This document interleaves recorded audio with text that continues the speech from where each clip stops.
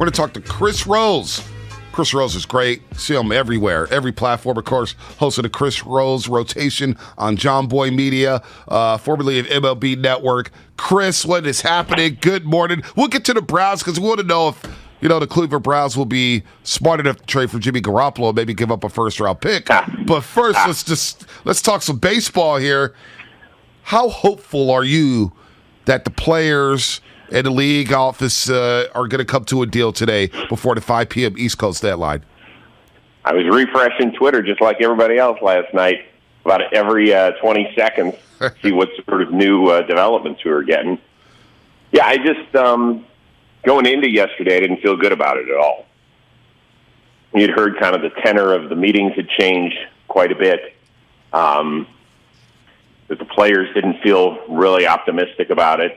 And then things changed, and it's, I will say this, that they kind of put a fake deadline on the whole deal, because yesterday was the deadline, and we still haven't canceled opening day as of yet, but, and then they moved it back to 5 p.m. Eastern today.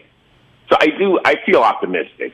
If you're the players, you certainly still can't rush into things. I know we as fans want to see the game. We want to see the players back out there like we love it. Right after the Super Bowl, you hear the crack of the bat in spring training in Arizona and Florida, and you just kind of feel good about the sports world at that point. And we've missed that. And but you want to make sure that if you're the players, you get everything that you can, and the reason that you're fighting for all this stuff. We totally understand that, and there's a huge financial component that needs to be overcome for both sides before we can get to this. But I feel like we've completely glossed over the product itself. There's just too many games, and the games take way too long, and it's super regional, and there's too many platoons, and there's too many specialization of pitchers. Why is the product, the actual way the game is being presented via television and at the game, why is that not being discussed more? Should be. You're 100% right that all that stuff has gotten pushed to the back burner, and you've heard little smatterings of, at least on Twitter today, that some of that stuff is being discussed. How do you improve the product of the game? I'll be honest with you. I think that comes more from the teams themselves, and what I mean by that is in the NFL we have the coaching trees, right? Of whether it's Belichick or McVay or Andy Reid. Well, in baseball, we have the same sort of thought process tree, if you will. A lot of these people that are running front offices are extremely smart, and they all, maybe some of them worked in Cleveland, some of them worked in L.A., some of them worked in Tampa Bay, whatever place. But they all are thinking the same way. So how to win games, the 3 true outcomes of the home run, the strikeout, of the walk, like that's the only way we can win. I think it's going to take a seismic shift of somebody else saying, screw it.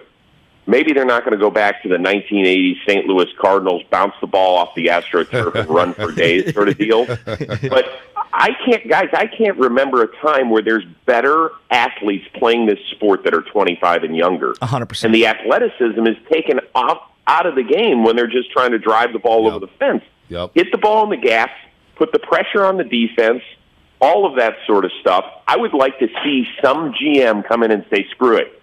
We're going to turn this thing on its head. We're going to start drafting guys that can really run, that can spray the ball, that can play defense. And at the end of the day, I think that we can win games that way. Yeah, I'm with you there. Chris Rose here on the Morning Roast on 95.7 The Game, host of the Chris Rose rotation on John Boy Media, does a lot with baseball and, of course, the NFL. Chris, the expanded playoff, where are you at with that? Because that seems to be a big sticking point with the players. If they cancel games, players are saying, no, we don't want expanded playoffs. Where are you at overall with the expanded playoff expansion here in Major League Baseball?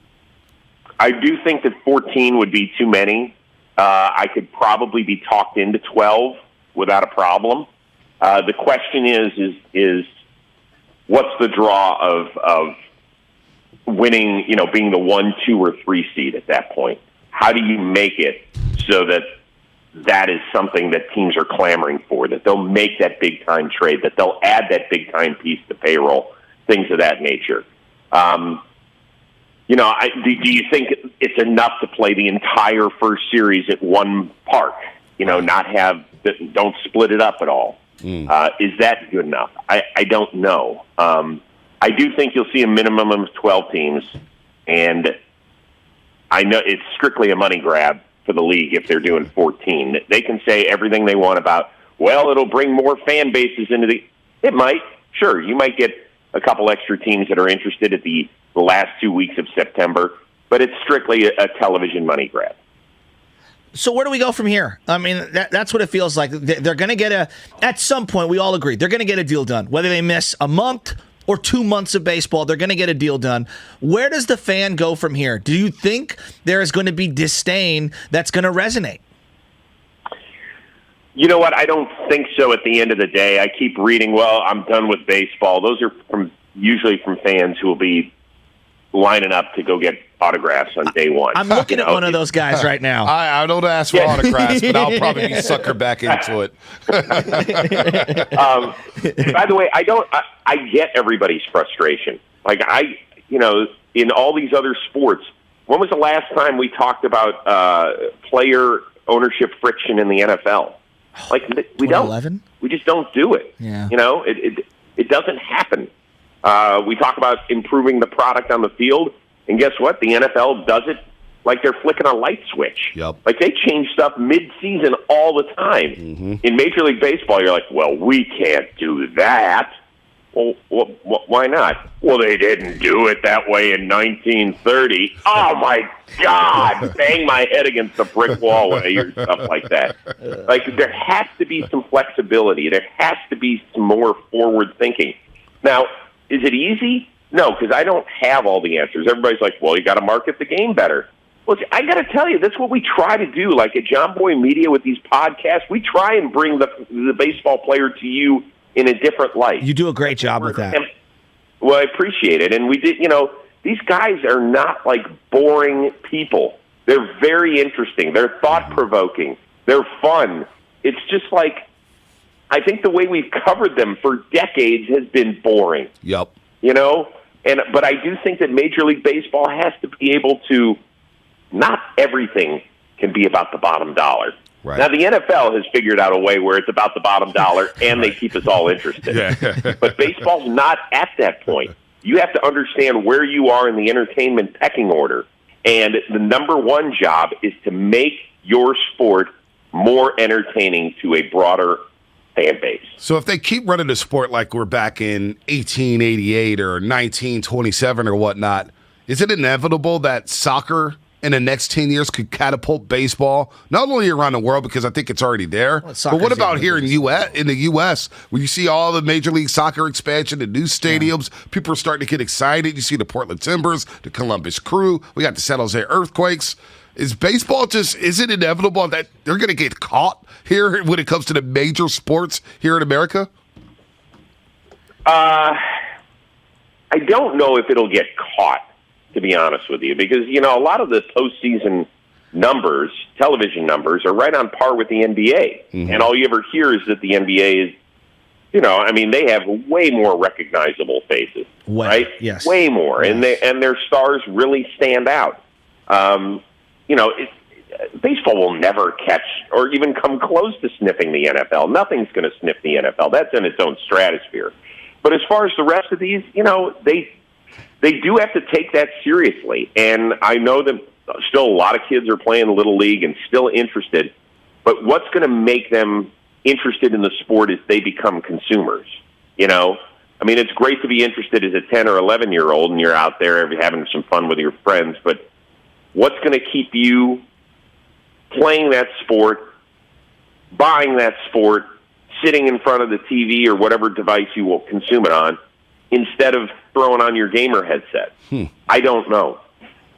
Sound like somebody who has a young kid, because I've been coaching baseball forever, and it's the same problem. I got so many kids that are great at baseball and literally don't watch anything when it comes to baseball around the country, and it stinks, and they play other video game sports. They'll play Madden or they'll play 2K, but they won't play MLB The Show. It's just total different era. I'll disagree with you there. Actually, MLB The Show does pretty well. Yeah, a lot of people play it. It's a great game. Yeah, a lot of people. He loves it. He loves designing his own uniforms. He loves, fixing up the stadium, doing his thing. But sitting here and, we're obviously a Cleveland sports family. Will he watch the Guardians with me? Yes. And you know when he gets up and leaves? When a guy hits a rocket shot right up the middle and the shortstop doesn't have to move and the ball hits him in the chest. And he's like, Dad, that happens to me on the diamond because of the stupid shift. I'm out of here. I can't watch that crap. I'm like, dude, I'm with you, brother. It pisses me off, too. It does stink. Well, I'm just looking at it, and one last question for you, guys. We love having you on, Chris, but, I go to the playoffs, and we all love the playoffs, the sense of urgency. Me and B, and I talk about this all the time, we're sitting in there. It's Game 5. We're at Oracle. The place is rocking. It's Logan Webb versus Urias, Dodgers, Giants. I mean, I know it's unique, but then out comes Kenley Jansen to face Buster Posey, and then who comes out of the bullpen after that? Max Scherzer. Now, you can't do that every day, but my goodness, how can we try to replicate the postseason throughout the regular season? Why are they not? I know they want to have the gate. I get the gate. We got to chop this regular season down so I get more of those matchups. Yeah, I mean, listen, I would be all for shrinking the season.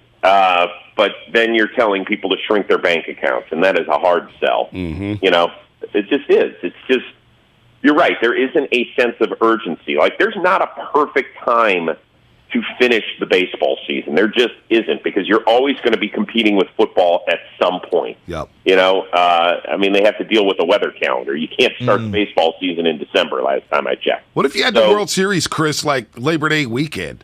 Wouldn't that be cool, the first week of September? If you could somehow get the World Series in then, it's still hot, it's still nice on the East Coast, still beautiful here on the West Coast. That feels ideal to get away from football.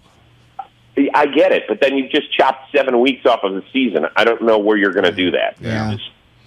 You're never going to, let me ask you, would you give up 30% of your pay right now? No, absolutely not. Yeah, no. Who are you kidding? Right. I mean, we work in radio, so you know how that pay's looking. So Hey, what is 30% of zero? I forgot. I don't know. Let me ask my wife. She's got it. What happened? We didn't even get a chance to talk NFL. I'm going to the Combine tonight. Yeah, no. Are the Niners going to trade Jimmy G for anything more than a third rounder? No, hold on. Not only that, is John Lynch going to be working with you at John Boy Media? That's what we want to know. Hey, listen, if John Lynch got that offer from Amazon, they want to talk to him. By the way, I was John Lynch's first play-by-play guy at Fox. What? Are you serious? Yes. Wow. Yeah, exactly. He blew right past me in a second. They were like, hey, John, it's way too good to be working with you. We're going to move him a few rungs up the ladder here. And finally, he landed in a nice soft spot with Kevin Burkhardt, who obviously does a great job now with Greg Olson. I think it was the first game we ever did was Vikings-Jaguars. And then we ended up doing one. I think we called the Lions being the first team to ever go 0-16 in a season. Oh. Was that the Green Bay game, Lambeau Field? Yes. You were on that call. I was was watching that game. I swear to God, Yeah. I don't remember who was He on has the call. a but it was- sickness, I just Not wanted to sure see if him you go know this. 0-16, the shots of the cameramen panning to the Lions sideline with their heads down as a 2-minute warning, winding down was just, it was amazing. It was great theater. It was unreal. And, of course, I only called a handful of games that year on Fox, but I felt like all 5 of them were with the Lions. So that you can tell exactly what Fox thought of my broadcasting skills. But Lynch that day up in Green Bay, and it was so amazing because here's a guy who grew up in San Diego, went to school in Palo Alto, played his entire career, 3/4 of it down in Tampa Bay. And he gets up to Lambeau Field. It's like 6 degrees, and we're playing catch on the field before the game. I was like, this is awesome. It's my first time up there. He, starts taking off his puffy jacket and doing the game in short sleeves. I was like, Lynch, what's the matter with you? He's like, Chris, I love this weather. This is where you could really destroy guys. I was like, he's not well right now, guys. He's not well. I love it. I love it. Yeah, good dude. A lot of fun. So Jimmy Garoppolo, the posturing to start at the Combine then, huh? Because we've been hearing a lot about it. I'm kind of over it. And we're hearing the Trey ain't ready stuff. And it's like, all right, here we go with that. But Jimmy Garoppolo, I mean, this is where the framework happens, right? The framework of a trade. Well, let me tell you something. If my wife, Michelle Rose, was the GM of the Cleveland Browns, you would have the 13th and the 44th picks because she loves Jimmy G. She's like, he's way better than Baker. Baker sucks. I was like, And my 16-year-old's like, Mom, he's not that much better than Baker. He's better, but he's not that much better. She's like, I would trade a first-round pick, right? Tell your wife we will get the deal done now. We will make her GM of the Cleveland Browns I will run Jimmy Garoppolo. I'll drive him over there. We'll drive him straight to Cleveland. Yeah. Yeah. But if he knocks on my door anytime soon, I'm out, guys. I'm out. It's over. 25 years of marriage down the drain. That's how Garoppolo can change your life. You guys are worried about the football side of things. Yeah, I kept my girl far. I kept her away from Jimmy Garoppolo. That's all she wanted was to wear the number 10 jersey and go to Levi's to go see Jimmy. And I was like, nope, not happening. Not happening. By the way, you will get more than a third-round pick for him. I mean, the quarterback class this year stinks. Yeah. I don't think it's fair to say that these kids stink. We just don't expect them to be great, right? There's 5 that went in the top 15 a year ago. I think somebody's going to reach for quarterback. Now, does it end up being like that 2011 class where there were guys going all over the place and had no business going in the top half of the first round? It's possible, because there's just so much more demand than supply. But if Garoppolo doesn't get you at least a second-round pick, I would be shocked by that. Yeah. Shocked. I'm with you on that one. Thanks for joining us, Chris. Yeah, real quick before we let you go, where does he land? Where do you think he lands? Pittsburgh, Cleveland, Tampa, New Orleans? Right. Pittsburgh makes sense, but I remember hearing Mike Tomlin at the end of the season say, we need to get a mobile quarterback in here. He doesn't have to be Lamar. He doesn't have to be Josh Allen, but he's got to be able to move. And that's not, Jimmy's okay at shuffling around the pocket and stuff like that, but that's not his strength. No doubt. So I don't see that. But man, like if you're Denver and you've got a lot of talent, don't you think that's worth a shot? I feel like he's going to end up there. It screams Denver to me, especially because they're going to strike out on Aaron Rodgers, it feels like. But that's a conversation for another day. Chris, man, we appreciate the time. Have fun at the Combine. We'll do it again very, very soon. My pleasure, guys, and let's get this baseball deal done. I appreciate the time. Seriously.